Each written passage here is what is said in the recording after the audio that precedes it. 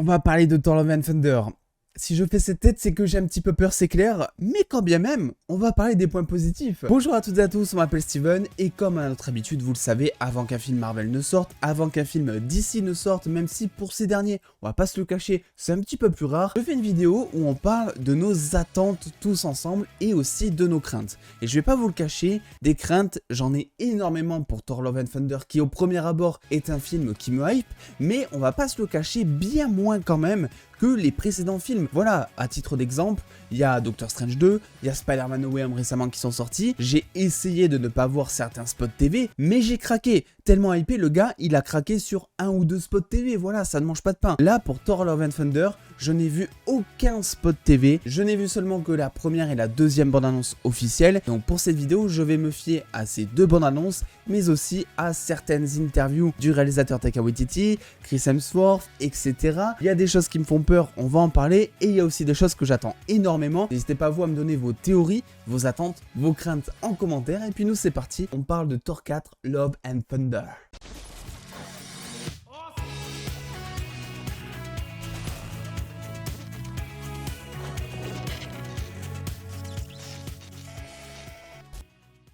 Alors avant de commencer, on va donner le ton un petit peu de cette vidéo avec selon moi un constat qui est nécessaire quand on parle de Thor 4 Love and Thunder. J'ai aimé Thor Ragnarok. Oui, il y avait certaines scènes que je trouvais voilà un petit peu pas ouf. Hulk qui pète, les fessiers de Hulk, les trucs comme ça m'a pas du tout fait rire, mais à côté, il y avait certaines scènes qui étaient un petit peu bébêtes, du genre Thor qui lance une balle sur une vitre et qui lui rebondit dans la gueule, c'est un humour, je suis désolé, qui me fait absolument rire, oui. Donc oui, j'ai aimé Thor Ragnarok à l'époque, ça ne veut pas dire que s'il était sorti aujourd'hui, je l'aurais apprécié, puisque on sortait d'une ère avec Thor Ragnarok où on avait certains films sérieux, on commençait vraiment à avoir de l'humour avec les Gardiens de la Galaxie qui a vraiment changé le MCU, on peut le dire, et Thor Ragnarok est arrivé en nous proposant carrément quelque chose de différent, une ligne artistique différente avec plein de couleurs ultra vives, un truc assez barré et qui changeait dans tous les cas par rapport aux deux précédents films Thor qui se prenaient énormément au sérieux, et je pense que c'est pour ce coup de frais et cette différence que j'ai adoré le film. Et à l'époque c'est vrai que je m'intéressais pas forcément aux comics on va dire, donc le Ragnarok etc, j'avais pas forcément d'attente, là où certains étaient déçus de ne pas voir quelque chose d'apocalyptique on va dire. Du coup maintenant que ce constat est fait, Thor Love and Thunder, déjà concernant sa réalisation, j'ai toute confiance envers Taika Waititi. Je sais qu'il va nous mettre quelque chose de beau visuellement, je sais pas si en termes de réalisation ça sera original dans le sens est-ce qu'il va y avoir des chorégraphies de combat par exemple qui seront insane, est-ce qu'il va y avoir des trucs intéressants comme ça, mais en termes de plan, en termes de production design, en termes aussi d'effets spéciaux, je pense que ça fera le taf et je pense même qu'on sera agréablement surpris. On l'a vu dans ces bandes annonces, voilà, il y a une certaine zone, on va dire une dimension noire, une espèce de dimension de l'ombre on va dire, qui est donc entièrement en noir et blanc avec des couleurs qui ressortent de par les énergies, donc des éclairs de Thor, mais aussi de l'éclair de Zeus, etc. Donc tout ça, c'est une patte que j'ai apprécié voir dans les bandes annonces, qui change par rapport au reste du MCU, et qui est mine de rien assez ambitieuse aussi. Donc voilà, j'ai toute confiance là-dessus, même si on va pas s'en empêcher, c'est sûr et certain, on va se retrouver, c'est sûr, avec certains plans type MCU, un petit peu grisâtre dans le fond, peut-être certaines incrustations qui seront pas ouf, etc. Mais dans l'ensemble, je pense qu'au niveau réel, ça fera le taf. Ma plus grosse attente de ce film concerne Gorr, interprété par Christian Bale, qui est un acteur magnifique et il faut le mettre au devant de la scène, il faut selon moi que ce soit lui qui porte le film, de la même manière qu'avec Thanos dans Infinity War, où on l'avait vu un petit peu comme personnage principal presque, c'était raconté selon un petit peu son histoire, et je ne pense pas qu'on aura ça pour Gorr évidemment, parce qu'il faut aussi introduire Mighty Thor, il faut aussi développer le personnage de Thor qui sort d'une dépression et qui est en pleine reconstruction. Je pense pas qu'on pourra se laisser la liberté d'avoir vraiment Gorr au centre même de l'histoire, mais je pense qu'il peut jouer un rôle majeur et très important avec une bonne présence de temps d'écran, je l'espère. Alors bien évidemment, je suis friand des adaptations, mais je suis très curieux de voir comment est-ce qu'ils vont adapter Gorr, puisque dans les comics, son épée est tirée en quelque sorte du dieu symbiote, et là, on imagine, et franchement, je suis quasi sûr à 99% que l'épée de Gorr, donc la All Black, n'aura rien à voir avec le symbiote. Je pense que ça, ils le laissent du côté de chez Sony, même si bon, ils ont quand même introduit un bout de symbiote dans l'univers du MCU avec notamment la scène post-crédit de No Way Home. Et je pense pas qu'ils vont l'utiliser pour maintenant et je pense pas que ce soit cette ambition, je pense que ça va rester pour les films Sony, ce genre de truc. Et je pense que vraiment toute la mythologie autour de Gorr sera un petit peu évincée, quoique on a l'air de comprendre qu'il a quand même envie d'établir une espèce de vengeance personnelle, où il veut vraiment éradiquer tous les dieux. Donc est-ce qu'on va pas reprendre son origin story dans les comics, étant donné que bon, ils sont très croyants, etc., qui commence à perdre un petit peu tous les membres de sa famille. À côté, il prie pour que personne ne meure et que finalement il se rend compte que les dieux ne l'ont jamais écouté. Il commence à perdre la foi peu à peu parce que ses prières n'ont jamais été exaucées et petit à petit il se rend compte au final que les dieux existent bel et bien et qu'en fait si ils n'ont pas exaucé les vœux qu'ils demandaient, c'est parce que il ne voulait pas, ce qui le rend un petit peu vert de rage, n'est-ce pas? Donc ce côté de la foi, je pense que il peut être abordé, je pense qu'il va être abordé et je pense qu'il peut être très intéressant parce qu'il peut ramener une part de drama, une part de sérieux dans ce film. Et c'est là en fait où va se jouer tous les enjeux du film selon moi et c'est là où ça va le plus diviser puisque Thor Ragnarok divisait déjà beaucoup à l'époque où certains s'attendaient à une chose assez sérieuse. On a eu un film principalement humoristique, il faut quand même le dire, et je pense que pour ce film ça sera toujours présent mais un petit peu moins dans le sens où on l'a très clairement compris en ce début de film, très sûrement je pense en tout cas, il y aura les Gardiens de la Galaxie. Je pense que ça va être à ce moment-là où on va se retrouver avec toute la dose d'humour, en tout cas la plupart. Voilà, au moment où il y aura les Gardiens, je pense que ça va être ce moment-là où finalement, effectivement, on va se retrouver avec toute une dose d'humour. Je pense aussi que quand Mighty Thor va être intégré dans le film, il y aura toujours une dose d'humour et c'est là où ça me fait très peur, c'est que Taika Waititi et Chris Hemsworth ont déclaré très récemment en interview que le film était un petit peu vu comme une sorte de comédie romantique super héroïque. Mais ce qui va être intéressant par contre ici de traiter, ça va être surtout l'ego de Thor qui va se rendre compte que déjà Jane Foster est en vie, on n'avait pas eu de nouvelles depuis un moment, tout comme lui, que en plus de ça elle est Thor et que en plus de ça elle a en sa possession Mjolnir qui est vraiment son petit bébé. Alors pour avoir lu le comics d'origine Mighty Thor, c'est vrai que dans les comics c'est pas vraiment traité comme ça, il n'y a pas vraiment de trucs humoristiques autour du Mjolnir et de Thor, c'est plutôt l'inverse. Il est très dégoûté en fait que quelqu'un lui ait piqué le marteau et se demande même mais qui peut être digne au-dessus de moi pour pouvoir porter mon bébé justement. Et il est prêt vraiment à tuer Mighty Thor avant qu'il ne découvre que c'est Jane Foster là-dessous. Et ça c'est une part aussi qui selon moi sera adaptée et qui est bien dommage si jamais c'est le cas, c'est que dans les comics on ne découvre absolument pas de suite qui est Mighty Thor. D'ailleurs elle s'appelle pas Mighty Thor dans les comics mais je l'appelle comme ça pour la vidéo, elle s'appelle juste Thor. Il y a vraiment tout un questionnement quand tu lis ce comics, qui est derrière le masque de Thor, mais je pense pour être honnête que c'est pas quelque chose qui est réalisable dans un film, dans le sens où tu as toutes les infos casting déjà qui arrivent des mois voire des années avant que le tournage ne commence, tu as des photos de tournage et qui plus est juste avec un petit masque de Thor, c'est assez facile de reconnaître qu'il s'agit derrière de Natalie Portman. Donc je pense que c'est aussi pour ça que on va se retrouver très vite à connaître l'identité de Mighty Thor tout simplement. Enfin, il y a quelque chose que j'attends beaucoup,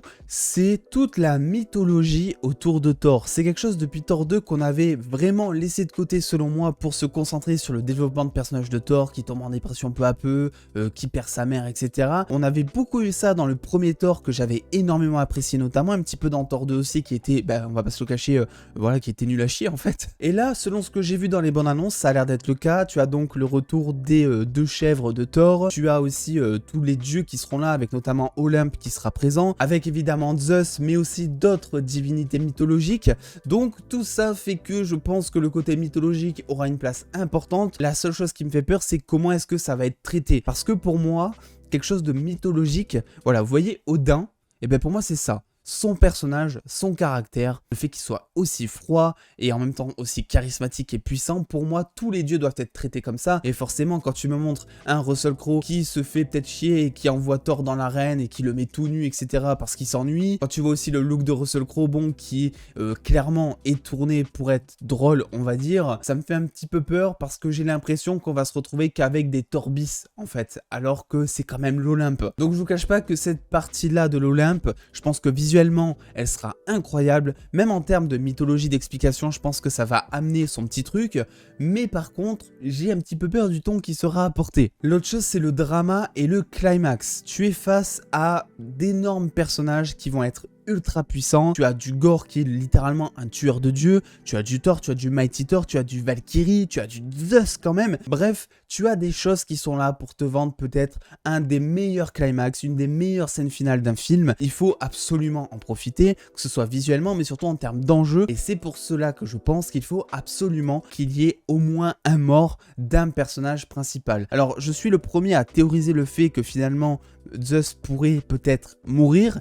étant donné qu'il ne semble pas être là durant la scène de combat assez mythique sur l'espèce de planète en noir et blanc, on dira, qui justifierait aussi le fait qu'il ait donné son éclair peut-être à Valkyrie, ou peut-être qu'elle l'a volé, j'en sais rien. Je pense que le fait que Zeus n'intervienne pas, c'est peut-être un signe pour dire que, vu qu'il est ultra puissant, c'est assez étonnant qu'il soit pas dans cette scène, en tout cas qu'on ne le voit pas dans la bande-annonce, puisqu'évidemment il y a des choses qui sont coupées. Mais quand je parle de mort, je parle peut-être de Valkyrie, par exemple, je parle peut-être de Korg, qui est aussi un personnage ultra attachant, mine de rien, qui est juste là pour l'humour, mais qui est ultra attachant, et s'il meurt, il y aura vraisemblablement son lot d'enjeux derrière, en tant que ressenti pour le spectateur, mais aussi, surtout, en termes de développement de personnage pour Thor, parce qu'il a passé vraiment toute sa dépression, presque, avec Korg en train de jouer à Fortnite, et que donc les deux sont très liés. Le fait de perdre Korg dans une bataille, ça peut ramener du sérieux dans le personnage de Thor, et ça peut l'amener à une certaine badassitude, par exemple. Donc oui, je vais vous le dire, j'aimerais que Korg meure.